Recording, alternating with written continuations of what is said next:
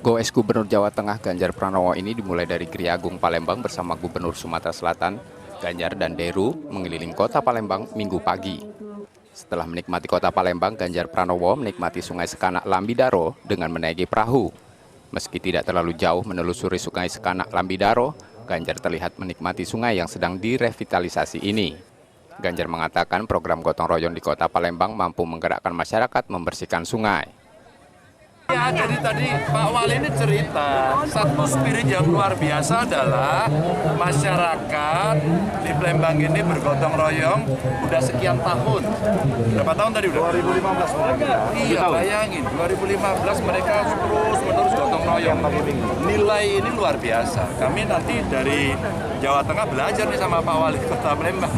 Ya, ternyata mereka bisa mengelola sungai dengan baik. Saya tidak tahu wajah masa lalunya, tapi kalau kita melihat bagaimana hari ini kondisi sungainya bagus, menurut saya itu luar biasa. Nah, kita harapkan semua peduli ya, karena sungai ini masa depan kita juga kan untuk mengelola air. Jadi saya salutlah sama Pak Wali, sama Pak Gubernur ya, yang menggerakkan masyarakat, satu mencegah tidak buang sampah sembarangan, dua ada kesadaran untuk membersihkan sungai. Dan saya usul sih, ini kalau udah bersih apa dipakai main-main, pakai perahu sambil pelajaran bagaimana mengolah sungai. Wah, itu keren.